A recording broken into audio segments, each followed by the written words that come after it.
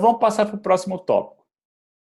O próximo tópico de hoje, gente, é o mito da curva do esquecimento. Tá bom?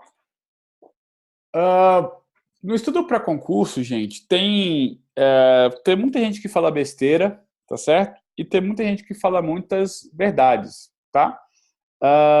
Mas é o seguinte, às vezes a gente acha alguma coisa e a gente quer provar que essa coisa que nós achamos é verdade. E para isso, às vezes a gente usa estudos científicos para embasar aquilo que a gente acha. Só que às vezes o estudo científico que a gente usou para embasar o que a gente acha, ele não prova o que a gente acha, ele está falando sobre outra coisa, tá certo? Então, assim, eu acho que o que aconteceu com a curva do esquecimento foi exatamente essa hipótese que eu acabei de narrar para vocês, tá certo? Por que eu chamo a curva do esquecimento de mito, tá? Não é que a curva do esquecimento em si ela seja um mito. É claro que assim, você estuda uma coisa, ao longo de um tempo você vai esquecendo essas coisas, tá bom? Mas o que eu chamo de mito na curva do esquecimento é essa panaceia que ela gerou, tá bom? Então essa panaceia que eu considero inadequada, tá? Tem uma dúvida aqui do Cadu, só um pouquinho. Jet, surgiu uma dúvida de questões. Como já sai do tema, responde quando puder. Acha que compensa buscar mais de 80% líquido quando a gente está penando para passar dos 80% ou acha que mais atrapalha do que ajuda? Cara, eu acho que mais sempre é bom, né? Mas assim, para conseguir 80% líquido, você vai ter que mirar mais do que 80% líquido, né? Da mesma forma que para conseguir 60% líquido na prova, a gente está mirando o quê? 80%, né? Então, assim, claro que mais sempre é bom, mas 80% líquido já é muita coisa. 80% líquido significa que você deixa as questões em branco e das que você respondeu, você erra menos de 10%, né? Ou seja, é um percentual muito alto. Tá? Eu não acho que seja necessário mais do que isso, não. Tá bom? Beleza? É nóis. Então, voltando aqui à questão da curva do esquecimento, gente. Eu acho que essa curva virou uma panaceia, tá bom? E eu acho que, assim, o pessoal tem usado ela de forma errada. Ela não mostra o que a gente não mostra o que efetivamente é o estudo para concurso, tá bom? Como é que começou essa questão da curva? Começou com um alemão, que vocês já devem ter é, ouvido o nome dele, chamado, eu acho que agora me fugiu o nome dele. Mas é um estudioso alemão, psicólogo, que lá nos séculos passados aí... Isso, Ebbinghaus, né? Ele fez um estudo e nesse estudo ele constatou o seguinte, que quando você estuda alguma coisa e uma hora depois, né, um dia depois, você já perdeu 50% da informação que você estudou no dia anterior, né? E que depois de 72 horas, você fica com menos do que 50%, até que uma semana depois você já não lembra de quase nada disso. E o pessoal tem pegado esse estudo dele e tem aplicado para os concursos de forma assim, como se fosse um pecado você falar mal desse estudo do nosso psicólogo alemão, entendeu? Então, sim, Rafael, o Alexandre Meirelles foi quem começou com essa pegada, né? No livro dele foi quando esses estudos ficaram muito conhecidos pelos concurseiros, tá? E assim, não é uma crítica ao Alex, não, de forma alguma, tá? Mas eu acho que a aplicação dessa curva para o estudo para concurso, ela não é possível, tá bom? Por quê? Porque assim, eu sou um cara muito chato, tá? Muito chato mesmo. E nesse ponto eu concordo inteiramente com o que o professor Vitor Menezes fala, tá? Eu, Getro, fui atrás desse estudo original desse nosso psicólogo alemão brother aí, tá? E o estudo dele, como é que ele foi feito, tá? Esse estudo, para vocês terem ideia. Ele foi feito com sílabas aleatórias, tá? Então, assim, ele criou uma sequência silábica, tá bom? Ele criou uma sequência silábica, sei lá, que não fazia sentido. mi, mi, kill, to, i, vi, ti, tá? E fez uma curva silábica com milhares e milhares de sílabas, entendeu? E deu para as pessoas decorarem essa sequência silábica, certo? E aí, ele dizia para as pessoas decorar essa sequência silábica e um dia depois ele perguntava para essa pessoa se ela conseguia repetir essa sílaba, entendeu? E aí, assim, um dia depois, a pessoa só tinha conseguido chegar até a metade das sílabas que ele tinha estudado anteriormente. É daí que surgiu a perda de 50% da informação, entendeu? E aí, uma semana depois, a pessoa só tinha, sei lá, 30% da sequência silábica que ela tinha estudado lá uma semana atrás. E um mês depois que ela tinha estudado a sílaba, a sequência silábica, ela não lembrava de quase nada, tá? Então, gente, a curva de esquecimento, ela foi montada em cima disso, tá? Em cima do quê? De uma sequência silábica aleatória, tá bom? E sequência silábica aleatória é muito diferente de você ter que estudar 15 mil páginas para um concurso público, tá? Então, gente, presta muita atenção aqui em mim, tá? Pessoal, fica um pouquinho de boa no chat aí, tá? Vamos prestar atenção aqui, depois eu abro para vocês comentarem, tá bom? Por favor. Então, assim, essa questão da curva do esquecimento, ela foi montada, todo o estudo foi montado, aqueles percentuais foram montados em cima de sequências silábicas aleatórias, tá bom? Que o nosso psicólogo alemão Broder, né, estudou. E se você estudar a ciência da memorização hoje, você vai ver também que essa ciência da memorização não é para informações estruturadas como são informações para concursos, tá? Todos não, mas assim, a grande maioria dos estudos de memorização que nós temos hoje são para memorização de coisas aleatórias. Então, assim, você sabe qual é a última prova do Campeonato Mundial de Memorização?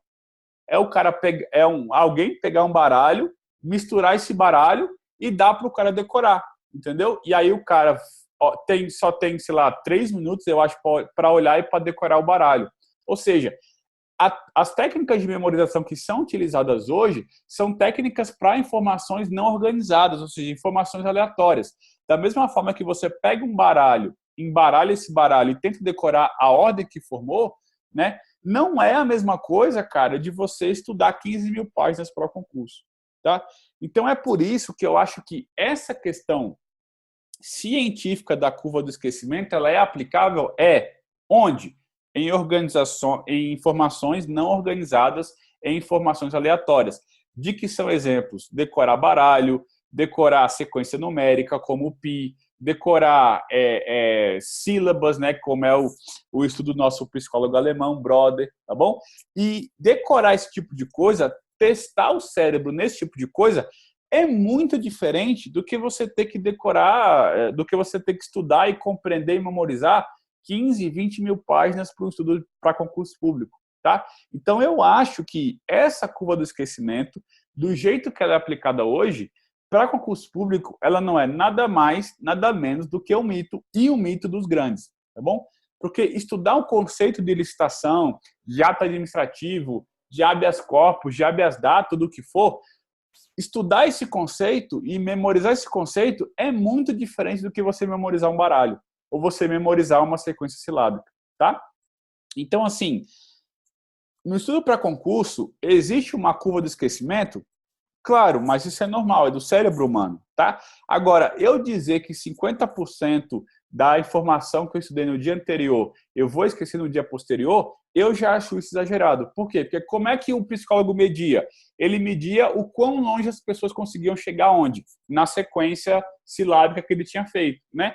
No estudo para concurso, eu não tenho como identificar qual informação eu esqueci ou qual informação eu não esqueci, entendeu? Não tem como mediar, eu lembro de 50% dos conceitos que eu estudei ontem. Não existe isso, tá? Por quê? Porque a única forma de você fazer isso é exercitar, tá? E exercitando é onde você vai descobrir se você realmente aprendeu ou não. Então, por incrível que pareça, gente, eu acho que o estudo para concurso ele é muito mais difícil do que você decorar uma sequência silábica, tá bom? E por causa disso, eu não acho que essa curva do esquecimento, do jeito que ela está sendo pregada hoje aí por todo mundo, não acho que ela seja aplicável ao estudo para concurso público, tá? Eu, sim, estou 100% junto, até de graça, com o professor Vitor Menezes na análise que ele fez, tá bom? Se vocês quiserem, depois eu posso mandar o vídeo que ele fez para vocês. Mas eu concordo muito com ele que o estudo para concurso é completamente diferente do que a curva do esquecimento provou, tá bom? E o estudo para concurso é completamente diferente dessas diversas técnicas de memorização que aparecem por aí, tá bom? Então, assim, me parece, gente, que o pessoal meio que perdeu as estribeiras, tá? Você tem técnicas de memorização, coaching, PNL, não sei o quê, não sei o quê, não sei o quê. E parece que isso mais veio para atrapalhar, para trazer confusão, do que para trazer realmente um benefício para o concurseiro, tá certo? Então, curva do esquecimento, dessa forma como ela é aplicada hoje, ela é um mito, tá bom? Esse, gente, foi o meu argumento teórico, tá bom? Agora vamos para o argumento prático. Quando você tenta pegar essa curva do esquecimento, tá, e aplicar no seu método de revisão, o que acontece? Você chega num método de revisão que é basicamente o seguinte, olha só, você precisa revisar o conteúdo que você estudou um dia depois, 7 dias depois, 21 dias depois e 30 dias depois. Significa o quê? Que se você está estudando o, sei lá, processo administrativo, você precisa estudar o mesmo conteúdo um dia depois, tá? 7 dias depois, você vai estudar de novo o processo administrativo. 21 dias depois, você vai estudar processo administrativo de novo, tá bom? E 30 dias depois, você vai estudar processo administrativo uma quarta vez. E depois, a cada 30 dias, você vai ter que revisar processo administrativo, tá bom? Qual é o difícil, gente? O difícil é que o processo administrativo ele é apenas um item do nosso edital. Então, imagina você controlando cada ponto do seu edital nas revisões de 1 dia, 7 dias, 21 dias e 30 dias. Cara, argumento prático do Getro. É impossível fazer essa merda, tá bom? É impossível você conseguir se organizar desse jeito, tá bom? Ah, Getro, mas usa o aplicativo. O aplicativo fica apitando, apitando, apitando, apitando. Depois de pouco tempo depois, você não consegue nem mais olhar para aquele aplicativo, tá? Gente, é impossível você conseguir dar conta dessa revisão, tá bom? É impossível, é inviável. Chega uma hora, o Cadu tá rindo ali. É verdade, chega uma hora que o custo de você organizar a revisão, tá? É muito maior do que o custo de você revisar em si. Ou seja, só para você organizar, amanhã eu tenho que revisar esse tópico tal, tal, tal. Daqui a uma semana eu tenho que revisar esse tópico tal, tal, tal. Só para você organizar essa revisão, isso vai te tomar muito mais tempo, tá certo? Do que você e que você poderia passar estudando, tá bom? Falei uma palavra feia, desculpa, amor. Então, assim, gente, é impossível fazer isso, tá? É impossível revisar desse jeito, tá certo? Então, esqueçam essas revisões de 1 dia, 7 dias, 21 dias. Cara, você não vai conseguir, tá bom? Você vai ficar com o custo de revisar muito alto, o custo de organizar muito grande. E, cara, imagina o que acontece se na sua revisão de 21 dias acontece alguma coisa e você não consegue revisar. Caramba! Você tá lascado, entendeu? Porque você perdeu o dia que era para você revisar aquela matéria. E aí, pô, se na revisão de 21 dias você não consegue revisar, você vai querer o quê? Voltar lá para o começo de revisar 1, depois 7, depois 21, depois 30, tá bom? Então, gente, é libertador mesmo. Leandro, se liberta dessa parada, tá bom? Se liberta disso, porque assim, isso só vai causar mal para vocês, tá bom? Primeiro que eu já falei 4 vezes, vou falar a quinta. O custo da organização da revisão é muito alto. Segundo, você começa a perder mais tempo para organizar a revisão do que efetivamente revisando. Terceiro, Mário matou a pau aí, remorso, tá? Você não consegue revisar e você acha que o problema é com você, entendeu? Você acha que fica se culpando porque é o método certo de revisar e todo mundo faz isso, tá bom? E tá total, e não é verdade, tá bom? Ninguém fazia isso, ninguém fazia isso, eu não fiz isso. Perguntei para meus amigos do TCU também hoje, ninguém faz isso, ninguém fez isso, tá bom? Ninguém consegue dar conta disso, tá bom? E uma das últimas consequências é que o estudo fica travado, né? Porque você passa muito tempo organizando a revisão, você passa pouco tempo efetivamente revisando e você fica mais preocupado em manter o 1, 7, 21 e 30 do que em efetivamente fazer novas questões e aprender novas matérias, tá? Então você fica realmente travado, certo? Então, assim, cara, tudo isso causado por o quê? Causado por um mau entendimento de um estudo científico que não é nem aplicável ao estudo para concurso público, tá bom? Então, gente, esqueçam esse negócio de revisão de 1, 7, 21, 30, 34, 88, tá? Joga isso fora, tá bom? Isso simplesmente não cabe, isso simplesmente não serve, tá bom? Beleza? Jeto, Diga, Leandro. você pode me dar um espacinho só para eu dar o relato pessoal aqui, que eu Claro, acho que ó, vai adicionar. à vontade, à vontade. Então, galera, como eu disse, saí do emprego, né, para poder estudar para concurso, e me foi vendido que isso aí era a melhor coisa do mundo para se estudar, né? Aham. Isso foi logo depois que eu saí também do presencial. E eu sempre tive um perfil de bom soldado. Me mandou, eu faço, independente da dor, né? Aí fui, estudei 4, 5, 6 horas, e como o pessoal tava falando aí, né, questão de remorso, tava indo, tava conseguindo, né, mas 2017 foi uma época que eu tive até uma depressão, assim, e até não, eu tive, né, tem que afirmar. E Aham. boa parte é porque eu não via fim na jornada de estudo. Então, assim, hoje eu tenho computadas 2.100 horas de estudo.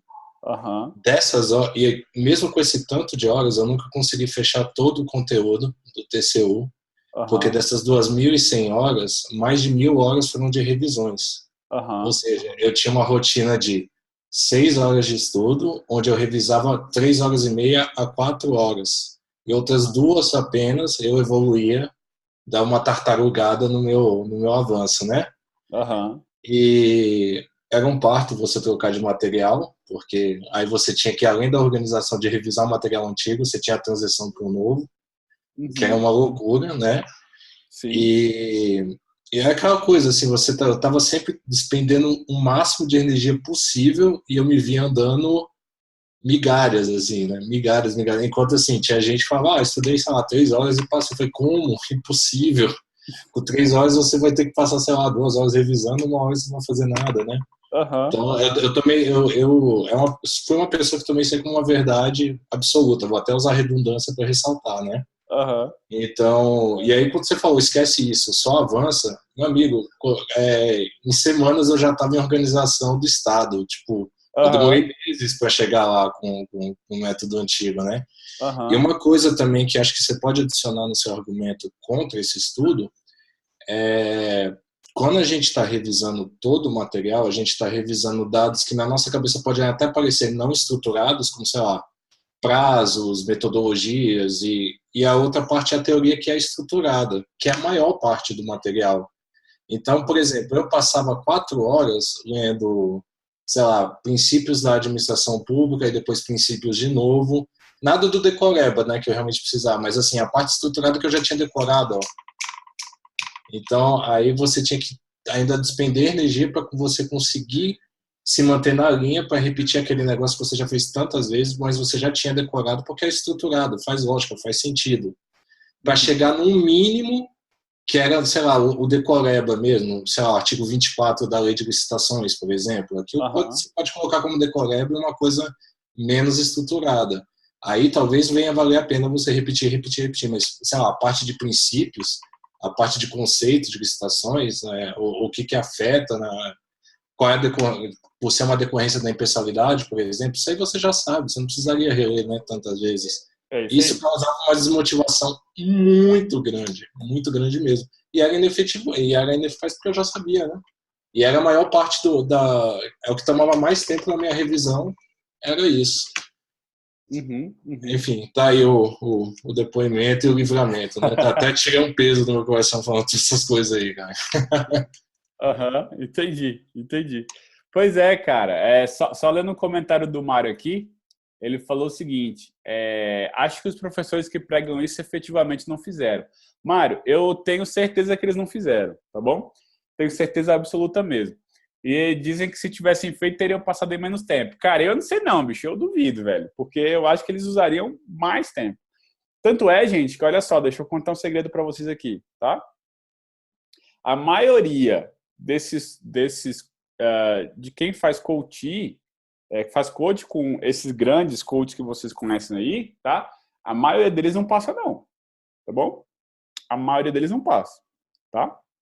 Então, por exemplo, tem um site muito famoso aí, que eu não vou dizer qual é, que eles têm um coach específico para concurso, né? Agora, vocês já repararam que eles nunca disseram quantos por cento dos coaches deles foram aprovados? Já repararam nisso? Ou seja, se eu sou uma empresa que eu dou resultado, a primeira coisa que eu faço é o quê? Jogar esse resultado na cara de todo mundo, né? Olha só, de cada 10 pessoas que fazem coach com o pessoal aqui do meu site, 80% são aprovados no concurso. De cada 10, 8 são aprovados, por exemplo. Tá? Isso seria uma propaganda do caramba, né? Mas você já reparou que ninguém nunca fala isso? Por quê? Tá bom? Eu acho que tem alguma coisa muito errada aí, tá bom? Beleza? E uma dessas coisas erradas é justamente esse método de revisão, tá certo? Então, assim, tem que ficar ligado nessas coisas aí, tá certo? Ô, Geatro. Oi? Então, completando o que o Leandro falou, eu também estava nessa de fazer essa revisão, né? Uhum. E fiquei fazendo por uns 5 meses. Uhum. E nunca que eu conseguia avançar nos estudos também. Isso me desmotivava muito. Era horrível. Uhum. Até que eu falei, pô, já tá tudo atrasado mesmo, então agora eu vou sem a revisão. E já tô ferrado, né? Então vamos embora. Aí... Boa noite, filho. Meu filho foi dormir. Aí eu continuei estudando uma semana sem revisão. Cara, eu avancei. Pô, que eu não tinha avançado em meses, praticamente. Igual o Leandro falou.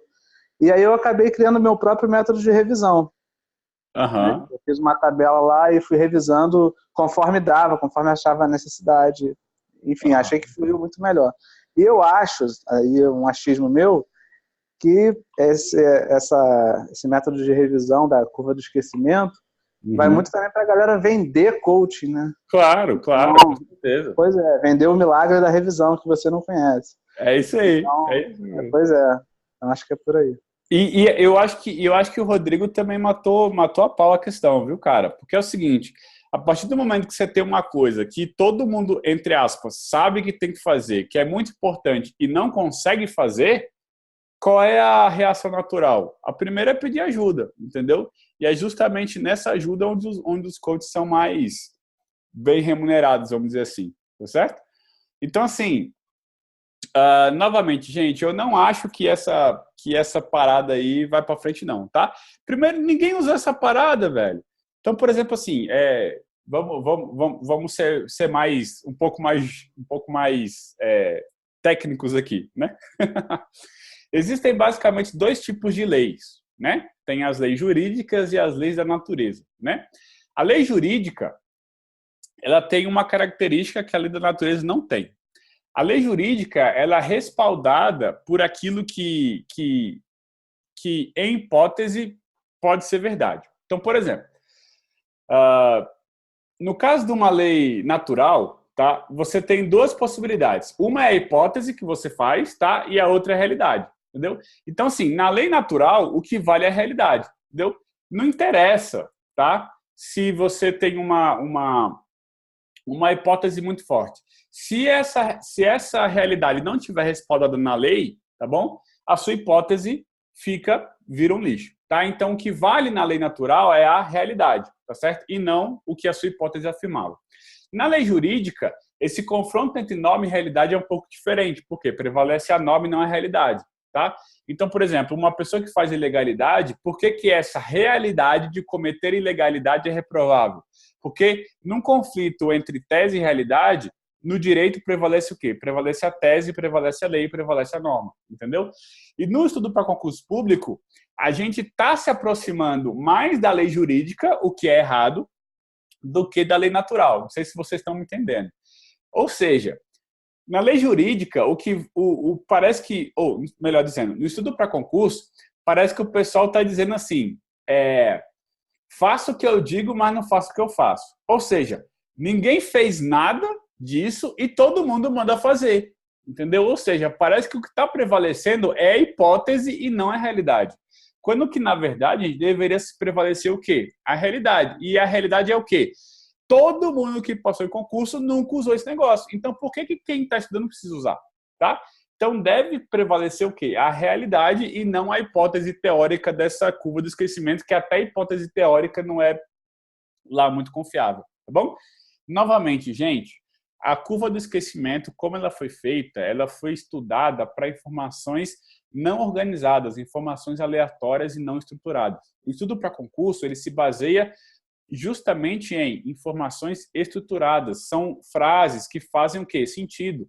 É muito diferente você tentar decorar uma sequência silábica aleatória e você ter que, sim, mandar bem guardar 15 mil páginas de estudo para concurso, tá? Então, se libertem dessa maldição, beleza? Fiquem livres dessa, tá bom? Beleza? Vai fazer bem para mim, para vocês e principalmente para os familiares de vocês que vão ver vocês não sofrendo tanto, tá bom? Alguém mais quer comentar esse assunto? Eu quero chegar na parte de, tá, e a gente faz como? Calma. Ainda não cheguei lá, Nise. Relaxa aí. Vamos lá, gente. Alguém mais quer comentar? Getro, eu usei essa planilha aí e eu usei durante 6 meses. Não, 1 ano. Acho que 1 ano. Caramba, tu é ninja, hein, velho? Foi. Aguenta sofrimento pra caramba. Foi lá, resistente, eu não consegui. Só quando chegou na metade, depois, faltava assim 4 matérias, mais ou menos, e a planilha já não estava mais amarelinha, porque ela era achurada, né? Uhum. E eu tive que abandonar. Eu tive que abandonar para conseguir avançar, porque eu vi que não ia avançar. Uhum. E ela gerou uma coisa que eu nunca tive, que foi a ansiedade. Sim. Eu nunca tive a ansiedade de acabar. E aquele negócio lá me fez... acabou fazendo mal, de verdade. Uhum. E eu acabei abandonando pelo bom senso, né? Então, ouvir você falar isso foi libertador. Que bom. Beleza, gente, sai dessa que entra nessa furada aí não, que isso aí... Nossa, tô aqui rachando o bico, você falou, não serve. Mais atrapalha do que ajuda essa parada. E você falou uma coisa super verdadeira. Eu fiz o coaching, né, no passado, com o Ponto dos Concursos, e ele que deu a instrução de usar essa planilha, e, cara, e ele contava das experiências dele. Ele nunca usou, Getro. Ele nunca usou. Ninguém consegue usar esse negócio, velho. Foi quando a banda falou, nem ele usou, não vou usar não. Foi isso. É isso. Quando eu ia estudar, chegava lá na sala de estudos que eu estudo, eu já chegava triste. Eu falei, pô, tem que revisar, cara. Levar 3, 4 horas revisando. Aí ficava triste já, quando acabava a revisão, eu já ficava feliz que ia avançar na matéria. Pois é, exatamente. Pô, e assim, o que te dá gás para você continuar estudando é justamente avançar, né? Porque você olha para trás, caramba, eu já avancei tanto, já estudei tanto, falta menos para acabar. E aí depois você fecha o edital uma vez, parceiro, aí o resto é só alegria, tá bom? Gente, então olha só. Mais alguém quer falar? Diga. O Alexandre Meirelles, ele falou no livro dele que em cerca de 45 minutos você conseguiria fazer as revisões, tanto as diárias quanto as semanais e as mensais, que eu acho que no livro dele nem chega a falar dessa de 21 dias. Só que ele também fala que não usou. Aí eu fico me perguntando como que alguém consegue fazer esse tanto de revisão em 45 minutos. Não tem como, Rafa. Porque pra mim é impossível. Eu fiz uma vez isso aí, deu mais ou menos 2 horas e meia pra revisar. Sobre isso. Eu tava com um coach, né, também, quando eu tava fazendo esse esquema. Aí falava-se assim, quanto mais distante fosse a revisão, ou seja, se fosse a revisão de 1 mês, menos tempo eu deveria tomar na matéria, né? Oxe! Pois é, então assim, era 30 minutos para cada 1 hora que eu estudei no dia seguinte, aí 15 minutos, se eu não me engano, pro de uma semana, e 5 a 10 no máximo no de 1 mês. O que acontecia na prática? A de 1 mês eu demorava 30, 40, 50 minutos, a do outro dia demorava 5 minutos, né? É isso aí. Então, assim, porque a do 30 dias, acho que a lógica que ele estava pensando é o seguinte: como você já viu isso aqui 3 vezes, na quarta você já deve estar repetindo o que o material está falando, né? Mas o que acontecia na prática? Peraí, eu não lembro de todos os detalhes que eu lembrava na semana, há 15 dias atrás, e eu tenho que lembrar, e não deveria, né? Porque a gente sabe que o concurso não cobra exatamente a perfeição, assim, cobra que você saiba, né? Aí eu olhava assim, não, peraí, cara, eu não lembro por que eu marquei isso, eu não lembro por que eu escrevi esse comentário no PDF certinho, qual era o raciocínio que eu tava aqui? E aí então, não funcionava, basicamente, a lógica, né, nesse sentido. Claro, assim, o que faz sentido é o contrário, né? Quanto mais perto a revisão, menos tempo você gasta. E quanto mais longe, mais tempo você gasta. É isso que faz sentido, né? Sim. Porque você está mais tempo sem ver a matéria e você precisa de mais tempo para rever, né? Até assim, você vai... Mas agora com essa aula que você passou, faz até sentido porque que ele propôs isso, porque ele mesmo não usou, né? Então, assim, a fonte do pensamento dele deve ter gastado 3 segundos para pensar, peraí, como é que vai ser? Vai ser assim porque aquele viu já 4 vezes, né? Enquanto na realidade era outra. Entendi. Agora faz sentido. Pois é, então assim, gente, olha só. A gente tem essa panaceia toda, todo mundo diz que tem que fazer, ninguém consegue fazer, e ninguém questiona isso, sabe? Tudo isso resultando do quê? De uma aplicação errada de um estudo científico que não provava aquilo que a gente achava que ele provava, tá bom? Agora, sim, vai perguntar quantos caras falam isso por aí. Entendeu? Tirando eu e o professor Vitor Menezes, eu acho que ninguém, tá bom? Ninguém, tá? Mas, assim, né? Ainda bem que vocês estão por aqui e vocês não estão andando por aí, tá bom? Beleza? Gente, eu vou fazer um intervalinho agora, tá? 15 minutos para eu ir ao banheiro e eu ir beber uma água, tá bom? Aí a gente volta com o método de revisão que eu usei, tá bom? Aí eu posso dizer que foi o que eu usei. Eu usei e eu passei assim, tá bom? É diferente de quem só diz que tem que usar, mas nunca usou. Tá bom? Então, 10, 15 minutinhos a gente volta já. Tá certo? Falou. Beleza. Beleza. Até daqui a pouco, gente.